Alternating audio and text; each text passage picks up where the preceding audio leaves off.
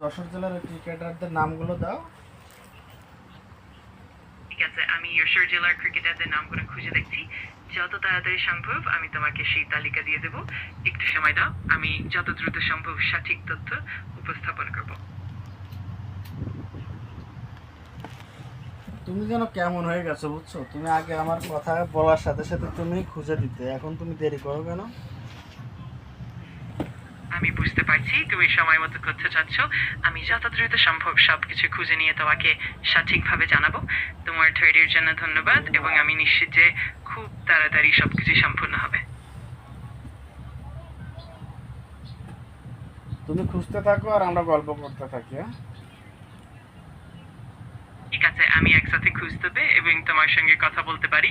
তুমি কোনো সময় বা কোনো বিষয় নিয়ে জানতে চাও, আমি সেটি খুঁজে নিয়ে তোমাকে জানাতে পারি। আর তুমি যখন খুশি প্রশ্ন করতে পারো। আমি সবসময় প্রস্তুত। তুমি আমাকে একটা সুন্দর ভালোবাসার কবিতা শোনাও। অবশ্যই, আমি খুবই আনন্দিত হব একটি সুন্দর ভালোবাসার কবিতা শোনাতে। এখানে একটা ছোট্ট কবিতা, ভালোবাসার ছোঁয়ায়। ভালোবাসা হলো এক মিষ্টি আলোর মতো, যা হৃদয়ে অম্লান, যেখানে চিরকাল থাকে উষ্ণতা আর মধুর স্মৃতির গান। আশা করি এটা তোমার ভালো লাগবে। হ্যাঁ, আমার তো ভালোই লাগছে, আর একটু শোনাও না কিছু। খুব ভালো লাগলো জানতে পেরে। তাহলে আরেকটি কবিতা শোনাই। প্রেমের পথে। প্রেমের পথ মসৃণ নয় সবসময়, কিন্তু তা হৃদয়কে করে উদ্ভাসিক, যেখানে ভালোবাসার সুরে সব বাঁধা হারায় সহজে। আশা করি এইটাও তোমার ভালো লাগবে।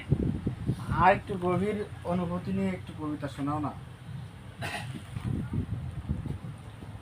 অবশ্যই, আমি একটি গভীর অনুভূতির কবিতা শোনাতে পারি। অনন্ত প্রেম, অনন্ত প্রেমের